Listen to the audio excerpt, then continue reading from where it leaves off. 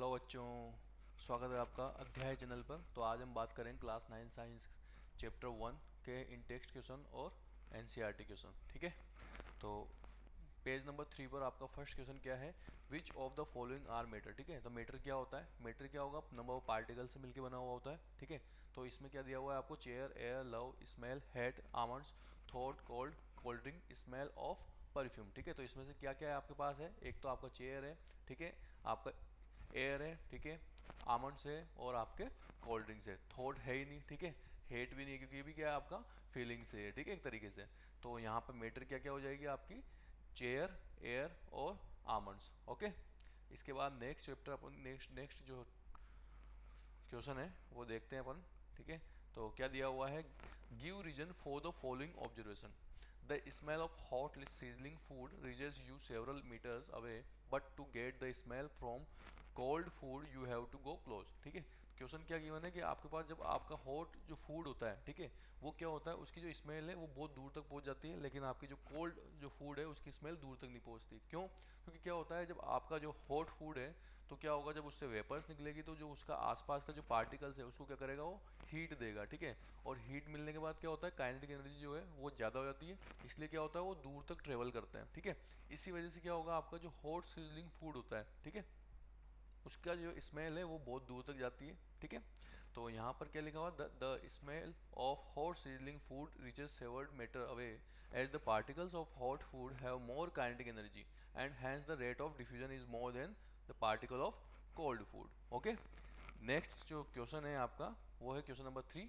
A diver is able to cut through water in a swimming pool, which property of matter does this observation show. ठीक है, तो simple सी बात क्या है, यहाँ पे क्वेश्चन क्या बोला हुआ है कि एक डाइवर है जो क्या कर रहा है, आपका वाटर को कट कर रहा है किसके अंदर, स्विमिंग पूल के अंदर। ठीक है, तो यहाँ पर उसको बताने की कि भाई कौन सी प्रॉपर्टी है मैटर की, जो यहाँ पर अपन देखेंगे। ठीक है, अब देखो जब डाइवर उसमें स्विमिंग पूल में कूदेगा, ठीक है, मतलब उसको कट करेगा, तो क्या होगा, जो पार्टिकल्स ऑफ वाटर है, ठीक है, उनके बीच में क्या होता है, इंटरमोलिकुलर स्पेस होता है। ठीक है, जो आपका मैटर है या फिर कोई ऑब्जेक्ट है उनके बीच में क्या होगा, इंटरमोलिकुलर ऑब्जेक्ट सॉरी स्पेस होगा मॉलिक्यूल्स के बीच में। ठीक है, जितना ज़्यादा स्पेस बढ़ेगा उतना ही क्या होगा, उसकी स्टेट चेंज होगी। ठीक है, तो यहाँ पर क्या होगा, जब वाटर देखेंगे तो वाटर में क्या होता है, इंटरमोलिकुलर जो आपका फोर्स है या फिर स्पेस है वो क्या होता है, थोड़ा कम होता है किसकी तुलना में, आपके सॉलिड की तुलना में। ठीक है, तो इसलिए क्या होगा, यहाँ पर इंटरमोलिकुलर स्पेस जो है वो भी देखेंगे अपन, और लेस फोर्स ऑफ अट्रैक्शन होगा किसके अंदर, वाटर के अंदर। इसके बाद है आपका क्वेश्चन नंबर 4,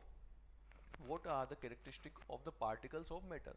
अब आपके जो पार्टिकल्स हैं उनकी कैरेक्टरिस्टिक क्या क्या होती है। ठीक है, तो उसके बारे में देखेंगे। तो सबसे पहले मैंने बताया था आपको कि क्या होता है, जब कोई भी ऑब्जेक्ट है तो उसके पार्टिकल्स जो होते हैं उनके बीच में क्या होगा, आपके स्पेस होता है। ठीक है, उनको बोलते हैं अपन इंटरमोलिकुलर स्पेस, मॉलिक्यूल्स के बीच में जो स्पेस है उसको बोल दिया अपन ने इंटरमोलिकुलर स्पेस। ठीक है, ऐसे ही क्या होगा, जब आपके दो ऑब्जेक्ट है, दो ऑब्जेक्ट सॉरी एक ऑब्जेक्ट है, उनके बीच में दो पार्टिकल्स हैं, लेट सपोज। ठीक है, तो उनके बीच में क्या होगा, फोर्स ऑफ अट्रैक्शन होगा। ठीक है, जितना ज़्यादा फोर्स ऑफ अट्रैक्शन होगा, बॉडी जो है या फिर जो ऑब्जेक्ट है वो उतनी हार्ड होगी। ठीक है, और उसका यूँ मान लो कि आपको स्टेट जब चेंज करोगे तो ज़्यादा टेम्परेचर अप्लाई करना पड़ेगा वहाँ पर। ठीक है, तो particles have intermolecular space. And third one is particle of matter are moving continuously.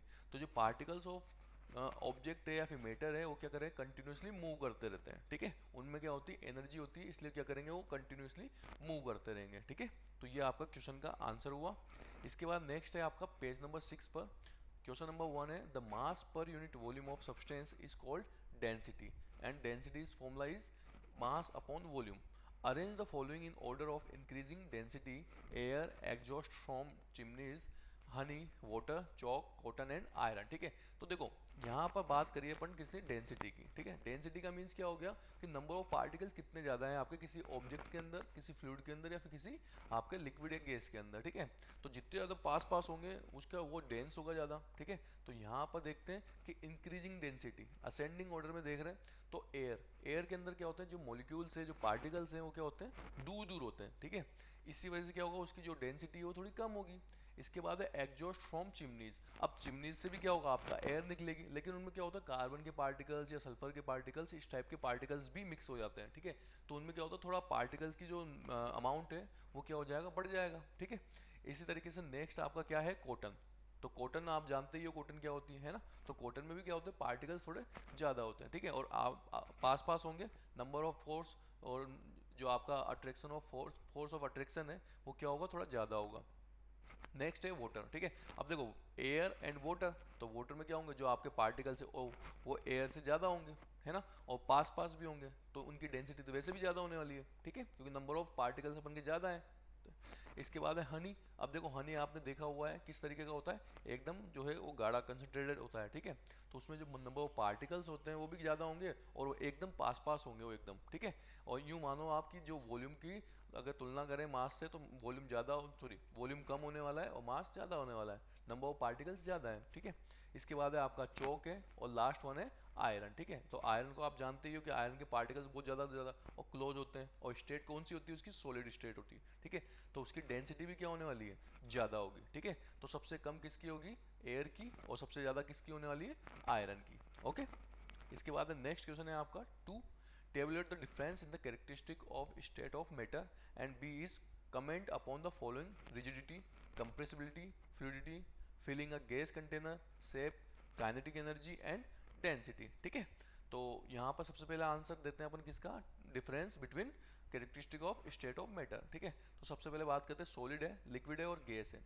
अब शेप की बात करें तो इसकी क्या होती है, फिक्स शेप होती है, ठीक है। भाई कोई भी ऑब्जेक्ट है सॉलिड तो वो फिक्स शेप में होगा वो, ठीक है। इसके बाद है इसकी कोई भी फिक्स शेप नहीं होती, क्योंकि ये किसके ऊपर डिपेंड करता है, कंटेनर के ऊपर। लिक्विड किसके ऊपर डिपेंड करेगा, कंटेनर के ऊपर। भाई जिस कंटेनर में आप डालोगे, जिस शेप के कंटेनर में डालोगे आप, उसी का वो क्या करेगा, वो जो है शेप एक्वायर कर लेगा, ठीक है। नेक्स्ट है आपका गैस। इसका भी नो फिक्स शेप है, ठीक है, डिपेंड ऑन आपके कंटेनर के ऊपर। नेक्स्ट है वॉल्यूम। वॉल्यूम भी क्या होगा, इसका फिक्स्ड वॉल्यूम होता है, इसका भी फिक्स्ड वॉल्यूम होगा। अगर जैसे मान लो कि 1 लीटर मिल्क है, अगर मैं 1 लीटर मिल्क को कितने भी कंटेनर में डालूँ वो 1 लीटर ही रहेगा, ठीक है, चेंज तो होगा नहीं। ऐसे ही क्या होगा, गैस जो है वो उसका कोई भी फिक्स वॉल्यूम नहीं होता, क्योंकि नंबर ऑफ पार्टिकल्स क्या होते हैं इनके दूर दूर होते हैं और भागते रहते हैं वो, है ना। ऐसे रिजिडिटी फ्लूइडिटी, ठीक है। अब रिजिडिटी और फ्लूइडिटी का मतलब हो गया कोई कितना फ्लूइड कर रहा है वो और कितना हार्ड इस टाइप का। तो ये क्या होंगे, सॉलिड जो होता है वो रिजिड होते हैं और वो फ्लो नहीं करते हैं, ठीक है। भाई ऐसा थोड़ी कि आपने पत्थर रखा और वो सीधा सीधा वो बह जाएगा, ठीक है, इस तरीके से तो पॉसिबल है ही नहीं। ऐसे लिक्विड है, अब लिक्विड क्या करता है, ये रिजिड ना होके और ये क्या करता है, फ्लो करता है, ठीक है। भाई आप जब वाटर को क्या करोगे, आप जैसे मान लो कि आप फर्श के ऊपर डाल रहे हो, तो क्या करेगा, वो फ्लो करना स्टार्ट कर देगा, ठीक है। भाई जिधर आपका क्या होगा, नीचे जगह होगी वहाँ पे वो फ्लो करना स्टार्ट कर देगा, सिंपल सा। तो ये क्या होगा, रिजिड नहीं होगा। ऐसे गैस भी क्या करती है, गैस भी फ्लो करती है, सिंपल सी बात है। आपकी जो एयर है, अब एयर क्या करती है, भय बहती है ना, तो इस तरीके से, ठीक है। तो गैस क्या होगा, फ्लो करेगा और आपका रिजिड नहीं होगा। इसके बाद है इंटरमोलिकुलर फोर्स। अब मॉलिक्यूल्स के बीच में कितना फोर्स ऑफ अट्रैक्शन है उसके बारे में है ये आपके। तो सॉलिड क्या क्या होता है, सॉलिड के बीच में सबसे ज़्यादा मैक्सिमम फोर्स होता है, इसी वजह से सॉलिड है और उसको ज़्यादा टेम्परेचर की रिक्वायरमेंट होती है स्टेट को चेंज करने के लिए, ठीक है। तो आपका जो मैक्सिमम होगा ये आपका सॉलिड। इसके बाद लिक्विड जो होता है वो सॉलिड से थोड़ा कम होता है, ठीक है, क्योंकि नंबर ऑफ पार्टिकल थोड़े दूर दूर होंगे, ठीक है, और उनके बीच में स्पेस भी ज़्यादा होगा, अकॉर्डिंग मतलब आपके जो मैक्स ये सॉलिड से ज़्यादा होगा।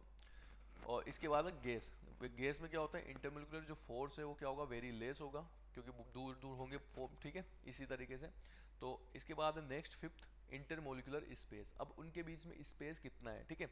तो सॉलिड के अंदर क्या होगा, आपका जो स्पेस है बहुत कम होता है, ठीक है, सबसे ज़्यादा कम किस में होगा आपका, सॉलिड के अंदर, तो होगा आपका वेरी लेस। इसके बाद है लिक्विड। लिक्विड में क्या होगा, थोड़ा ज़्यादा होगा सॉलिड की तुलना में, ठीक है। और लास्ट में कौन है आपका, गैस, जिसमें मैक्सिमम होता है, ठीक है। तो ये होगा आपका इंटरमोलिकुलर स्पेस। सबसे ज़्यादा किस्म होगा गैस के अंदर, उनके बीच में बहुत ज़्यादा क्या होगा, स्पेस होगा। देखो सिंपल सी बात ये है कि इंटरमोलिकुलर स्पेस आप बढ़ाते हो पार्टिकल्स के बीच में, तो सिंपल सी बात है कि आपका जो फोर्स है वो घट जाएगा, सिंपल सा। ऐसा ही इसके बाद है आपका कंप्रेसिबिलिटी। अब देखो कंप्रेसिबिलिटी का मीन्स क्या होगा कि कितना कंप्रेस कर सकते हैं उसको, कितना अपन एक तरीके से हिंदी लैंग्वेज में बोले तो पिचका सकते हैं एक तरीके से, है ना। तो कंप्रेस कितना कर सकते हैं, देखो जितना ज़्यादा स्पेस होगा उतना ही आप कंप्रेस कर सकते हो। अब आपको पता है कि अपन ने पढ़ा हुआ है कि आपका इंटरमोलिकुलर स्पेस किसके अंदर, सॉलिड के अंदर बहुत कम होता है। तो वहाँ पे क्या होगा आपका, जब सॉलिड के अंदर स्पेस ही नहीं बचेगा तो उसको कंप्रेस कैसे करेंगे अपन, है ना। तो इसमें क्या होगा, नेग्लिजिबल होगा। इसके बाद लिक्विड में क्या होता है, थोड़ा बहुत स्पेस बचा हुआ होता है, तो क्या होगा, इसको अपन कंप्रेस कर सकते हैं, प्रेशराइज कर सकते हैं इसको, ओके। और नेक्स्ट है आपका गैस। गैस में सबसे ज़्यादा क्या होगा, स्पेस होता है, ठीक है। तो इसी वजह से क्या करोगे आप उसको, जब अगर स्पेस है तो आप क्या करोगे, धीरे धीरे उसको कर दोगे। अब सिंपल सी बात है, जैसे अपन ट्रेन में जाते हैं, अब ट्रेन के अंदर क्या होता है, आपके एक बैठने की जगह होती है, सिटिंग है ना। तो वहाँ पे जैसे मान लो 5 जनों की सीट है, अब 2 जने अगर बैठे हुए हैं वहाँ पे, अगर 2 जने और आ जाएंगे तो ईजिली क्या हो जाएंगे, एडजस्ट हो जाएंगे। क्यों? क्योंकि वहाँ स्पेस है। तो इसी वजह से क्या होगा कि गैस की जो कंप्रेसिबिलिटी होती है वो सबसे ज़्यादा होती है, ठीक है। और आपका जो सॉलिड है उसके अंदर जो आपका इंटरमोलिकुलर स्पेस वेरी लेस होने की वजह से क्या होगा, आपका नेग्लिजिबल होगा। ओके, सेकंड क्वेश्चन क्या है आपका, इनके ऊपर आपको कमेंट करना है, ठीक है। तो देखो नेक्स्ट क्वेश्चन जो आपका बी है, सबसे पहले बात करते हैं रिजिडिटी की, ठीक है। अब रिजिडिटी का मीन्स क्या होता है कि the tendency of a substance to retain and maintain their shape when subjected to outside force, ठीक है। तो सिंपल सी बात है कि कोई ऑब्जेक्ट है या फिर कोई मैटर है, ठीक है, उसकी एक टेंडेंसी होती है, ठीक है, कि वो अपना या तो जो शेप है उसको मेंटेन करके रखे या फिर रिटेन करे, ठीक है। और कब, जब आपका आउटसाइड फोर्स अप्लाई होगा, ठीक है। अगर जैसे मान लो गैस की बात करता हूँ, तो गैस क्या करता है, अपनी शेप को मेंटेन नहीं कर पाता क्योंकि उनके बीच में स्पेस ज़्यादा होता है, ठीक है। और आपका वो रिजिड नहीं होगा। और सॉलिड की बात करें तो सॉलिड के बीच में क्या होगा, इंटरमोलिकुलर स्पेस जो है वो कम होता है, ठीक है। इसी वजह से क्या होगा, आपका वो रिजिड होता है। इसके बाद है कंप्रेसिबिलिटी। कंप्रेसिबिलिटी मैंने बताया था कि आप कितना कंप्रेस कर सकते हो, कितना उसको दबा सकते हो, कितना प्रेशराइज कर सकते हो, ठीक है। तो the matter has intermolecular space, the external force applied on the matter can bring these particle closer. तो this property is called compressibility, ठीक है। तो सिंपल सी बात यह है कि जब आप एक्सटर्नल फोर्स अप्लाई करते हो किसी ऑब्जेक्ट के ऊपर और उसके नंबर ऑफ पार्टिकल्स जो मॉलिक्यूल्स हैं वो कितना पास पास आ जाए, ठीक है, वो हो जाएगा आपका कंप्रेसिबिलिटी। ओके, नेक्स्ट है फ्लूइडिटी। अब फ्लूइडिटी का मीन्स क्या होता है, फ्लो करना, ठीक है। तो कोई भी ऑब्जेक्ट है, कोई भी मैटर है कि वो कितना फ्लो कर सकती है, उसको बोलते हैं फ्लूइडिटी, है ना। सॉलिड की अगर बात करूँ तो सॉलिड फ्लो करती नहीं है, ठीक है, तो वो फ्लूइडिटी उसकी जीरो होगी एक तरीके से, ठीक है। लिक्विड की बात करें तो फ्लो करती है तो उसकी फ्लूइडिटी होती है। और गैस की अगर बात करें तो उसकी फ्लूइडिटी वैसे भी ज़्यादा होती है क्योंकि वो तो इजीली गैस जो है आपका फ्लो करना स्टार्ट कर देती है। तो the tendency of a particles to flow is called fluidity, like liquid and gases flow. Okay, next है आपका फिलिंग ऑफ गैस कंटेनर, ठीक है। तो गैस कंटेनर में फिलिंग करते वक्त तो gases have particles which vibrate randomly in all the direction, the gas can fill the container. तो सिंपल सी बात है कि आप गैस को जो है इजीली क्या करोगे, किसी भी कंटेनर के अंदर भर सकते हो, ठीक है। ऐसे ही नेक्स्ट है आपका सेप। अब सेप का मतलब है कि भाई किस तरीके का है, उनके बीच में मॉलिक्यूलर फोर्स क्या है, स्पेस क्या है, इस टाइप से। तो जो सॉलिड है, सॉलिड की अगर मैं बात करूं तो यहाँ पे मैक्सिमम इंटरमोलिकुलर फोर्स होता है और उनके बीच में क्या होगा, स्पेस कम होगा और डेफिनेट सेप होगी। लिक्विड की अगर बात करूँ या फिर गैस की अगर बात करूँ तो किसके ऊपर डिपेंड करते हैं, आपके शेप ऑफ कंटेनर के ऊपर डिपेंड करते हैं। नेक्स्ट है आपका काइनेटिक एनर्जी। तो सिंपल सी बात है, काइनेटिक एनर्जी क्या होगा, जब भी कोई ऑब्जेक्ट मूव करती है या फिर मोशन में होती है, ठीक है, या फिर मूविंग कंडीशन में है, तो वहां पर क्या होगी, कौन सी एनर्जी लगेगी, आपकी काइनेटिक एनर्जी लगेगी, ठीक है। तो the energy possessed by particle due to their motion is called kinetic energy. और आपको फॉर्मूला पता है इसे कि k is equal to 1/2 mv²। m क्या होता है, मास, और v क्या होता है, velocity of object. Okay, next है आपका डेंसिटी, जो मैंने बताया था आपको कि वो पार्टिकल्स के ऊपर डिपेंड करती है। तो it is defined as mass per unit volume, then solid have highest density. क्यों? क्योंकि जो आपके पार्टिकल्स हैं वो बहुत चिपके हुए होते हैं, बहुत ज़्यादा स्पेस नहीं होता उनके बीच में, बहुत कम स्पेस होगा और एकदम पास पास होंगे वो, ठीक है। तो इस वजह से क्या होगा, इनकी डेंसिटी ज़्यादा होगी। ओके, नेक्स्ट क्वेश्चन क्या है आपका, क्वेश्चन नंबर 3 है आपका, गिव रीजंस। तो सबसे पहले a gas fill completely the vessel in which it is kept, ठीक है, इसके बारे में देखेंगे।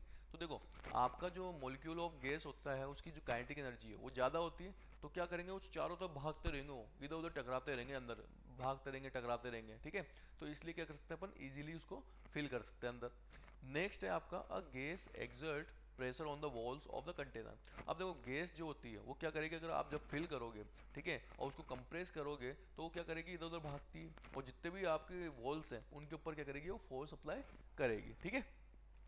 तो a gas exert pressure on the walls of the container because the molecules of gas are constant random motion, ठीक है, due to kinetic energy. Okay, so these molecules constantly vibrate, move and hit the walls of the container they are be exerting pressure on it, ठीक है। तो simple सी बात है, मैंने बताया आपको कि क्या होगा, उनके अंदर क्या होती है, एनर्जी होती है, किसके अंदर, पार्टिकल्स के अंदर, वो भी गैस के।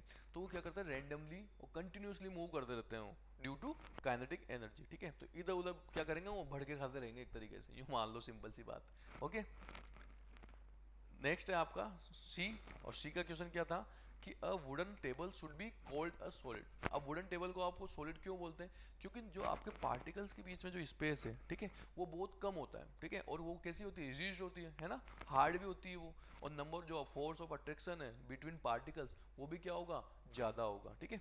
तो क्या है यहाँ पर, the molecules of and particles of wooden table are tightly packed with each other, there is no intermolecular space and it cannot be compressed, it cannot flow, all these characteristics are of solid, so wooden table should be called a solid। इसलिए क्या बोलेंगे अपन इसको, solid बोल देंगे, किस किस की वजह से, no intermolecular space की वजह से, कैन नॉट बी कंप्रेस्ड, इसको कंप्रेस नहीं कर सकते क्योंकि कंप्रेस करने के लिए आपको स्पेस चाहिए between molecules, okay. Can not flow कर, भाई फ्लो भी नहीं होती, सिंपल सी बात है, तो है ना। इसी वजह से क्या होगा, आपका जो वुडन टेबल है वो कैसी होगी, सॉलिड होने वाली है, ओके।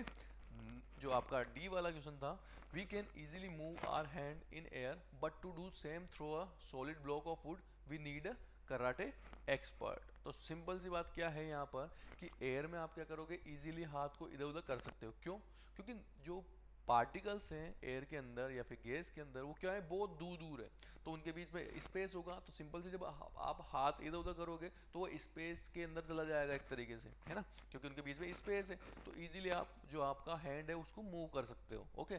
लेकिन सॉलिड की जब मैं बात करता हूँ तो उनके बीच में क्या होता है, इंटरमोलिकुलर स्पेस जो होता है वो क्या होता है, वो बहुत ज़्यादा होता है, सॉरी, स्पेस जो होता है वो बहुत कम होता है ना, और फोर्स ऑफ अट्रैक्शन बहुत ज़्यादा होता है। तो अगर स्पेस ही नहीं बचेगा तो आप मूव कैसे करोगे, है ना। इसी वजह से क्या होगा, कराटे एक्सपर्ट को बुलाना पड़ता है एक तरीके से। अब जब आप ब्लॉक है कोई, और उसको तोड़ने के लिए क्या करना पड़ता है, ज़्यादा फोर्स अप्लाई करना पड़ता है, क्यों, क्योंकि एक तो हार्ड है, रिजिड है, और फोर्स ऑफ अट्रैक्शन बहुत ज़्यादा है, स्पेस बहुत कम है उनके बीच में, है ना। तो we can easily move our hand in air but to do same through a solid block of wood we need a karate expert. It is because the molecules of air has less force of attraction, sorry, ठीक है, between them, and very small external force can separate, easily आप क्या कर सकते हो, उसको separate कर सकते हो। लेकिन अगर सॉलिड की केस में अगर बात करता हूँ मैं, तो यहाँ पर क्या होगा, मैक्सिमम फोर्स होगा अट्रैक्शन, ठीक है, और पार्टिकल क्या होता है, टाइटली बॉन्ड होते हैं, एकदम टाइटली बॉन्ड होंगे, और यहाँ पे क्या होगा, एक्सटर्नल फोर्स जो है वो लार्ज अमाउंट में आपको अप्लाई करना पड़ेगा, ठीक है। इंटरमोलिकुलर स्पेस बहुत कम होने वाला है, इस वजह से आपका, तो ये आपका आंसर है, ओके। नेक्स्ट क्वेश्चन क्या है आपका, क्वेश्चन नंबर 4 है, liquid generally have lower density as compare to solid, ठीक है, पर लिक्विड की क्या होती है, जो आपकी डेंसिटी क्या होती है, कम होती है सॉलिड की तुलना में, ठीक है। But you must have observe that ice float on water. तो अब देखो, आपने सिंपल सा बात, क्वेश्चन क्या होता है कि लिक्विड की जो डेंसिटी है वो आपके सॉलिड की जो कंपेरिजन में क्या है, बहुत कम होती है ना, सिंपल, ये तो सही है। लेकिन जब अपन देखते हैं कि कोई आइस को जब आप क्या करते हो, वाटर के ऊपर पटकते हो या फिर रख देते हो उसके ऊपर, तो वो फ्लोट करना स्टार्ट कर देता है। तो ऐसा क्यों होता है, ठीक है। तो देखो, उस जगह पे क्या होगा, जब आइस को आप जब पानी के अंदर डालोगे तो वहां पर क्या होगा, आइस की जो डेंसिटी है वो कंपैरिजन वाटर के क्या होगी, कम होगी, क्योंकि पानी क्या होगा, खूब सारा होगा, आइस छोटा सा होता है, ठीक है। इस वजह से क्या होगा, आइस की जो डेंसिटी है वो क्या होगी आपकी, कम हो जाएगी, किसके कंपैरिजन में, आपके उसकी। तो देखो, ice is a solid but its density is lower than water, ठीक है, ड्यू टू इट्स स्ट्रक्चर की वजह से, क्यों, क्योंकि साइज छोटी होती है इसकी, ओके। तो the molecules in ice make a cage like structure with lot of vacant space, this make a ice float on water। इस वजह से क्या होगा, आपका जो आइस है वो वाटर के ऊपर फ्लोट करना स्टार्ट कर देगा।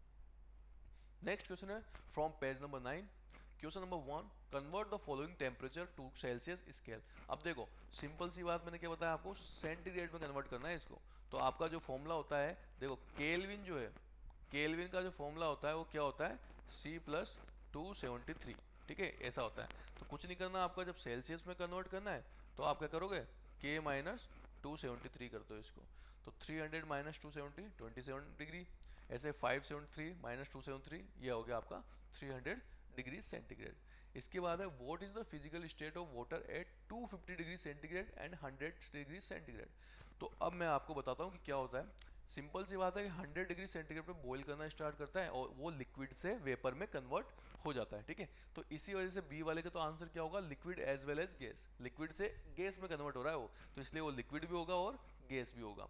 लेकिन जब आप 100 डिग्री से ऊपर जाते हो और यहाँ पर कितना है 250 डिग्री है, तो वहाँ पर तो सिंपल सी बात है वो किस में कन्वर्ट हो जाएगा, गैस में। तो इसकी जो स्टेट होगी वो कैसी होगी, वो आपकी गैस होगी। तो ए का आंसर जो है वो गैस है और बी का आंसर क्या होगा, liquid as well as gas. Okay, next question क्या है, क्वेश्चन नंबर 3 है, for any substance why does the temperature remain constant during the change of state. Okay, तो किसी भी सब्सटेंस के लिए जब देख रहे हैं अपन कि टेम्परेचर में क्या होगा, अगर रिमेन कांस्टेंट है तो चेंज ऑफ स्टेट होगी।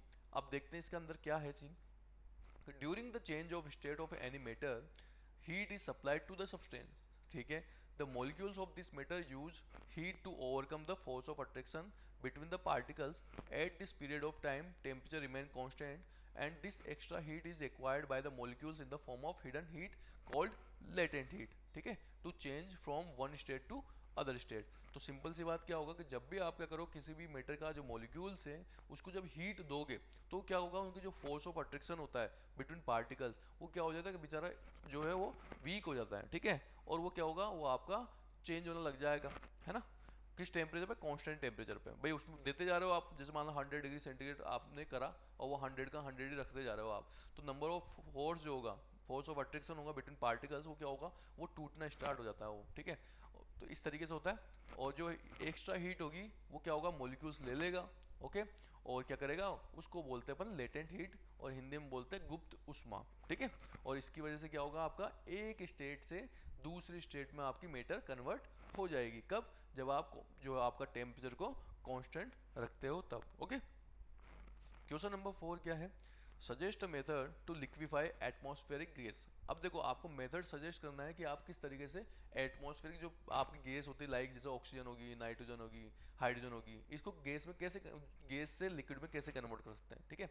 तो देखो यहाँ पे क्या करना है, आपको एक सिलेंडर लेना है, ठीक है। और जैसे ये मान लो आपने ये सिलेंडर लिया, ठीक है, और ये आपका एक पिस्टन है, इस टाइप का ये पिस्टन बना दिया आपने, ओके। और ये क्या है, आपकी गैस है पूरी खूब। अब इस गैस में क्या करना है, आपको कुछ नहीं करना कि इसको नीचे धकेलना है इसको इस तरीके से, ठीक है, इस तरीके से फोर्स अप्लाई करना है ऊपर से। तो ये क्या होगा, ये होगा आपका कंप्रेस होगा, ये है ना, प्रेशराइज होगा यहाँ पे। तो इसकी वजह से क्या होगा, जो नंबर ऑफ पार्टिकल्स हैं ये बेचारे क्या होंगे, ये एक दूसरे की तरफ आना स्टार्ट कर देंगे, पास पास आ जाएंगे एकदम, है ना।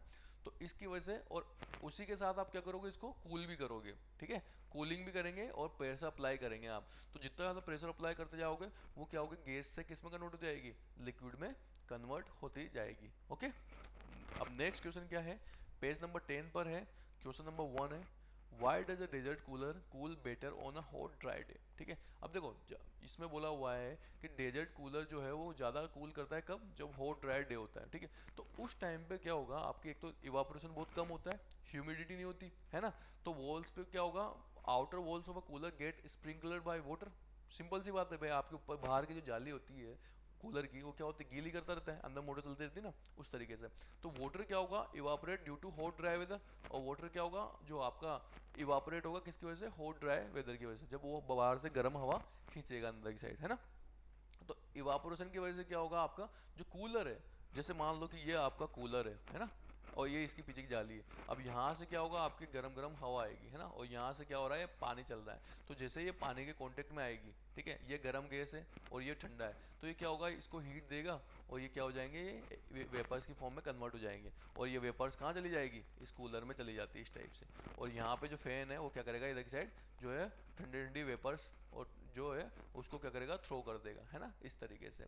तो यहाँ पर क्या होगा, इस तरीके आपकी जो हॉट एयर वो आई, इससे क्या होगा, ये आपकी जाली है बाहर की, ये आपकी स्प्रिंग रोली है पानी के थ्रू, है ना। और इस पर क्या होगा, ये टच हुई और ये क्या हो जाएगा, ठंडा हो जाएगा। और फिर ये ठंडी गैस जो है वो अंदर चली जाएगी और ये इसको बाहर फेंक देगा, है ना। इस तरीके से पूरा प्रोसेस चलता है किसके अंदर, कूलर के अंदर, ठीक है। तो इस तरीके से क्या होगा, डेजर्ट कूलर क्या करेगा, कूल ज़्यादा करता है हॉट ड्राई डे के अंदर। नेक्स्ट है आपका सेकंड वाला, how does the water kept in earthen pot मटका बिकम कूल ड्यूरिंग समर, ठीक है। तो अब आपने देखा होगा सभी के घर में क्या होता है, अपन के मटके होते हैं, ठीक है। तो अपन क्या करते हैं, जब भी गर्मी के टाइम आता है तो गर्मी के टाइम पे क्या होता है, नए मटके रखते हैं, है ना, अर्थन पॉट बोलते हैं उसको, ओके। तो जो उसमें पानी जो है वो क्या है, वो ज़्यादा कूल होता है, क्यों, क्योंकि क्या होगा, जैसे मान लो ये मटका बना हुआ है ये इस टाइप से, अब मटके में क्या होता है, पार्टिकल से बना हुआ होता है, ऐसी लेयर है ना, इसके बीच में क्या होगा आपका थोड़ा थोड़ा स्पेस होता है, ठीक है। तो इस तरीके से क्या होगा, जो हवा है वो क्या करती जाती है, वो अंदर एंटर करती जाती है इस टाइप से, ऐसे ऐसे कर करके, है ना। तो उसी की वजह से क्या होती है, कूलिंग होती है।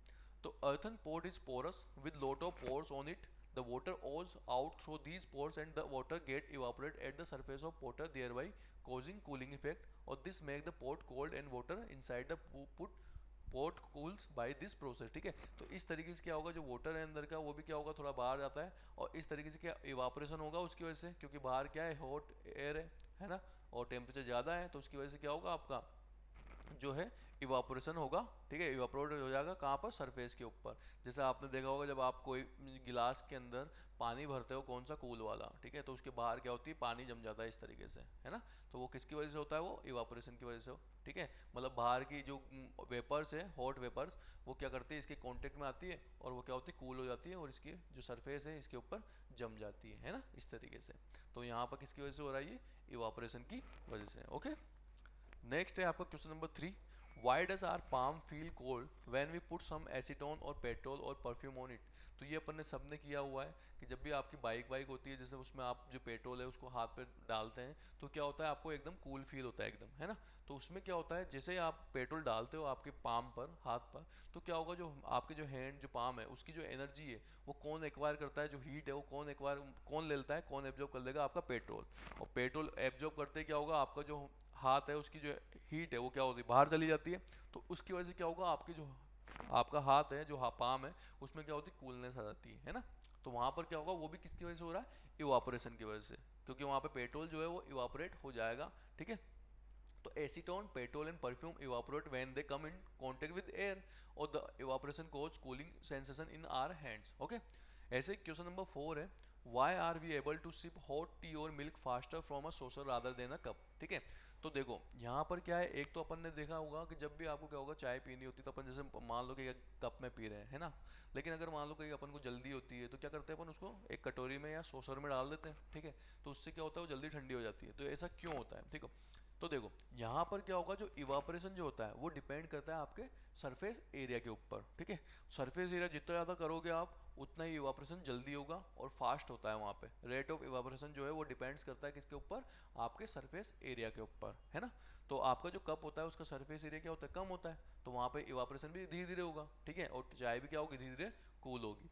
लेकिन अगर सोसर की बात करें तो सोसर का क्या होता है, जो आपका सरफेस एरिया है वो क्या होता है, बड़ा होता है, ज़्यादा होता है, किसके तुम कंपेरिजन में, आपके कप के कंपेरिजन में, है ना। तो इस वजह से क्या होगा, आपका जो इवापोरेशन है वो ज़्यादा होना स्टार्ट हो जाएगा, ठीक है।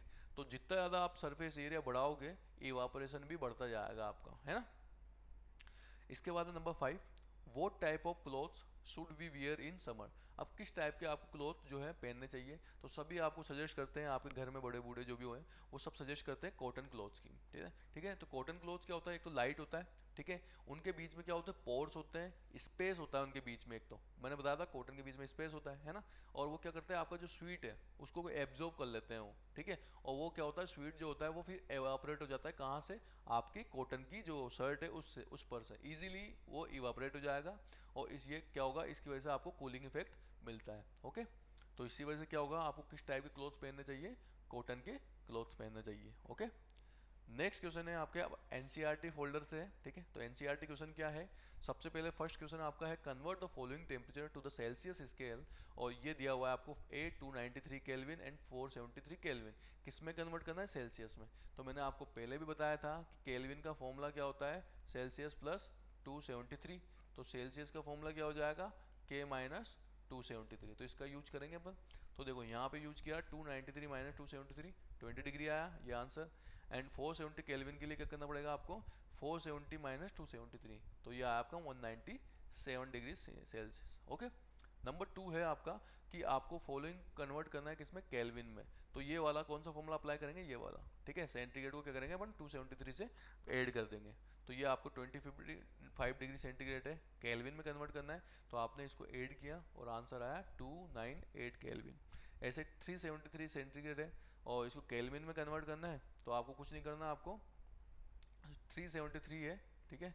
373 को 273 से अपन ने ऐड किया और आंसर आया आपका 646 केल्विन। ओके, तो आंसर जो फॉर्मूला है वो फॉर्मूला कौन कौन सा है, K is equal to C plus 273, एक तो ये है, और सेंटीग्रेड वाला कौन सा फॉर्मूला हो जाएगा, K माइनस 273।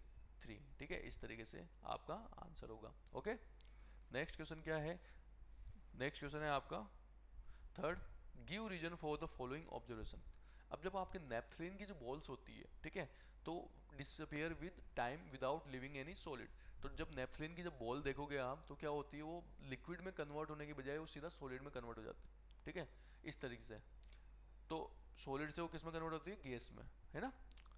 तो नेपथलीन की बॉल्स जो है disappear with time without leaving any solid because naphthalene balls sublime and directly change into vapours state without leaving any solid. Okay, तो देखो ये क्या होगा, सब्लिमेशन प्रोसेस क्या होगा कि आपका जो सॉलिड है, ठीक है, वो किस में कन्वर्ट होता है, सीधा आपके गैस में कन्वर्ट होता है। इसको बोलते हैं सब्लिमेशन प्रोसेस। ठीक है, जैसे कपूर देखा होगा, अब कपूर को, जो आपका कपूर होता है उसको क्या करते हैं, जैसे ही आप क्या करोगे, जलाओगे, तो क्या होगा, सॉलिड से सीधा गैस में कन्वर्ट हो जाता है। नेक्स्ट है आपका, we can get the smell of perfume sitting several metres away. ठीक है, तो ये भी क्या होगा आपका, इस तरीके से क्या होगा, आपकी जो गैस है वो डिफ्यूज होती है, वो डिफ्यूज का मतलब मिक्स हो जाती है एक तरीके से, यूँ मानो।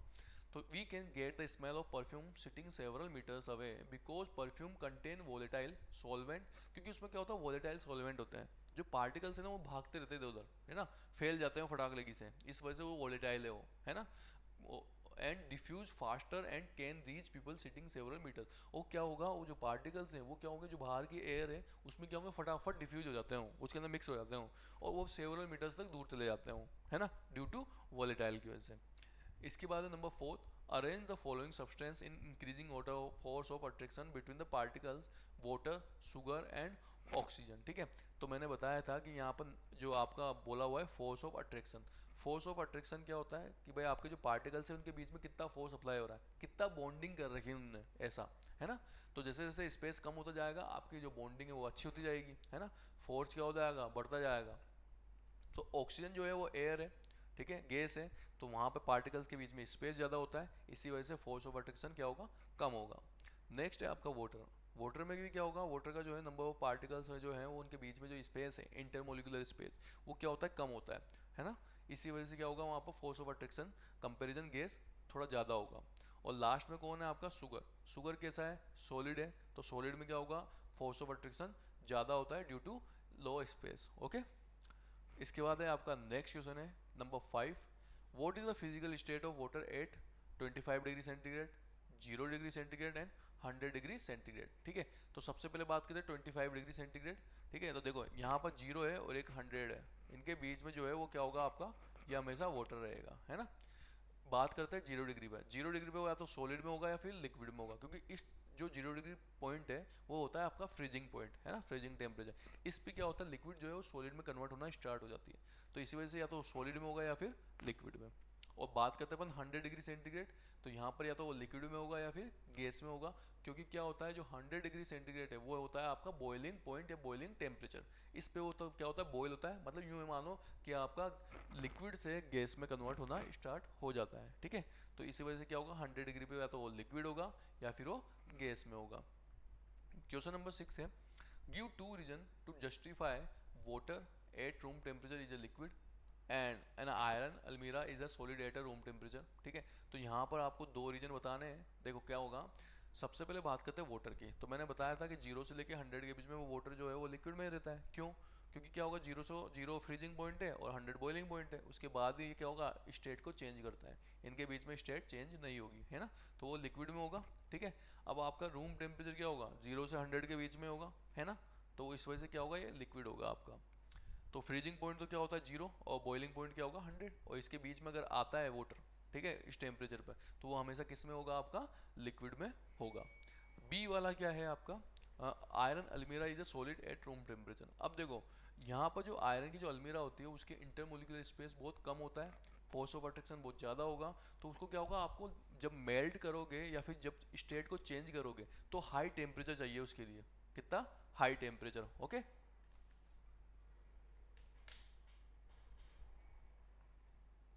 Hello, hello, hello,